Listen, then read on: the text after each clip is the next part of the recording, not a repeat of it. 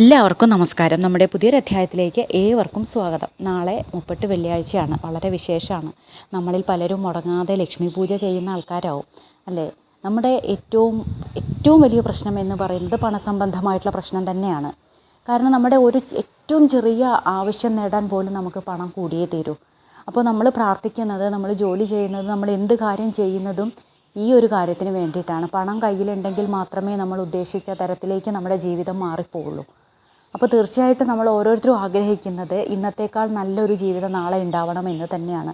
അതിന് വേണ്ടിയിട്ടാണ് നമ്മൾ ഈ പെടാപ്പാടൊക്കെ പെടുന്നത്.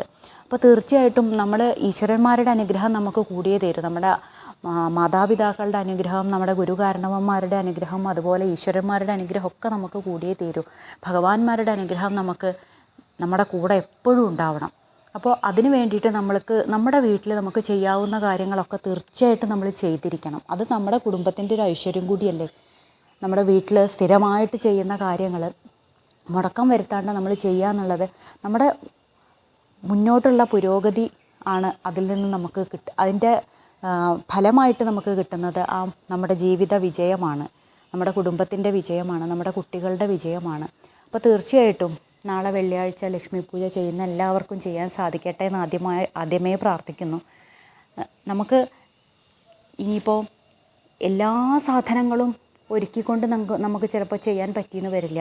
അപ്പോൾ ഭഗവതിയെ നമുക്ക് നമ്മുടെ വീട്ടിലെ മുറ്റത്തുള്ള പൂക്കൾ വെച്ചിട്ട് നമുക്ക് അലങ്കരിക്കാം. ചെറിയ രീതിയിലും നമുക്ക് ചെയ്യാം. പക്ഷേ എത്രമാത്രം നമ്മൾ ഭഗവതിക്ക് മുമ്പിൽ എത്ര സാധനങ്ങൾ കൊടുക്കുന്നു, എത്ര നൈവേദ്യം ഉണ്ടാക്കുന്നു, എത്ര സാധനങ്ങൾ നമ്മൾ നൈവേദ്യമായിട്ട് സമർപ്പിക്കുന്നു, അത്രയും നമുക്ക് ഇങ്ങോട്ട് തിരിച്ചു കിട്ടും. ഭഗവതി നമ്മളിൽ സംപ്രീതയാവും. നമ്മൾ കൊടുക്കുന്നതിൻ്റെ ഇരട്ടി ഭഗവതി നമുക്ക് തരും. അപ്പോൾ നമ്മൾ നൈവേദ്യമായിട്ട് സമർപ്പിക്കുന്ന പട്ട് വയ്ക്കാറുണ്ട്. വളകൾ ഭഗവതിക്ക് വളരെ ഇഷ്ടമാണ്. വളകൾ വെക്കാറുണ്ട്. അതിൻ്റെ കൂടെ സ്വർണത്തിൻ്റെ എന്തെങ്കിലും ഒരു സാധനം വെച്ച് നോക്കൂ, പണം വെച്ച് നോക്കൂ, അതിൻ്റെയൊക്കെ ഇരട്ടിയായിട്ട് നമുക്ക് കിട്ടിക്കോളും.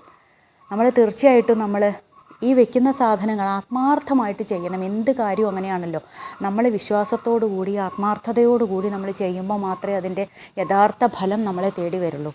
അപ്പോൾ ഭഗവതിക്ക് എത്രമാത്രം നമുക്ക് കൊടുക്കാൻ സാധിക്കുന്നുമോ അത്രമാത്രം നമുക്ക് തിരിച്ചു കിട്ടും.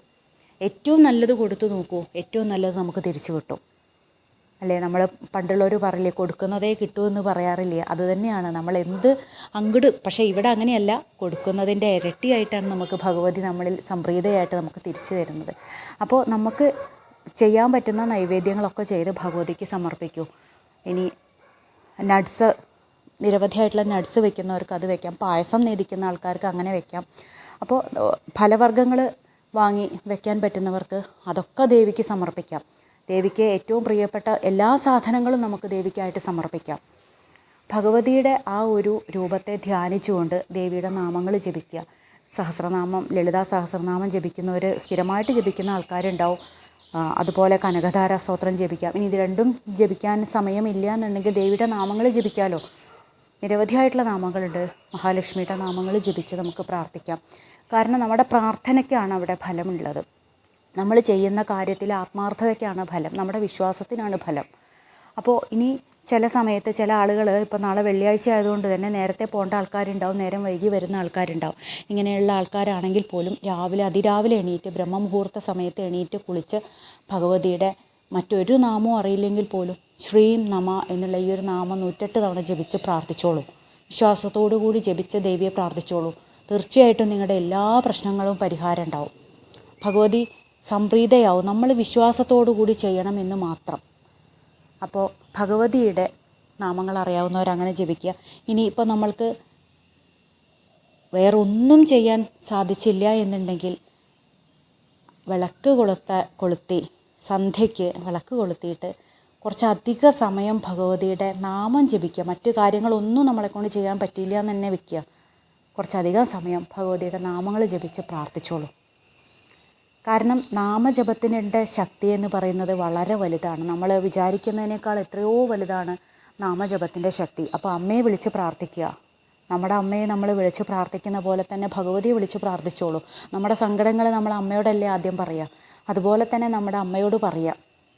എല്ലാത്തിനും ഒരു വഴിയുണ്ടാവും. തീർച്ചയായിട്ടും നാളത്തെ ദിവസം എല്ലാവർക്കും പൂജ ചെയ്യാൻ സാധിക്കട്ടെ. മഹാലക്ഷ്മിയുടെ അനുഗ്രഹം എല്ലാ കുടുംബങ്ങളിലും ഉണ്ടാവട്ടെ. കാരണം എല്ലാവരും ഏറ്റവും അധികം ആഗ്രഹിക്കുന്ന കാര്യമാണ് ലക്ഷ്മി ദേവിയുടെ അനുഗ്രഹം എന്ന് പറയുന്നത്. സമ്പത്തിനും മറ്റു കാര്യങ്ങൾക്കൊക്കെ ഒരു ബുദ്ധിമുട്ടും ഇല്ലാണ്ട് നമ്മുടെ കാര്യങ്ങളൊക്കെ ഏറ്റവും ഭംഗിയായിട്ട് നടക്കണം എന്ന് ആഗ്രഹിക്കുന്ന എല്ലാ ആൾക്കാരും അങ്ങനെയാണ്. അപ്പോൾ എല്ലാ വീടുകളിലും ഭഗവതിയുടെ അനുഗ്രഹം ഉണ്ടാവട്ടെ, ലക്ഷ്മി ദേവി എല്ലാവരിലും പ്രസീതയാവട്ടെ എന്ന് ആത്മാർത്ഥമായിട്ട് പ്രാർത്ഥിച്ചുകൊണ്ട് മറ്റൊരു വിഷയവുമായി വീണ്ടും കാണാം. എല്ലാവർക്കും നന്ദി, നമസ്കാരം.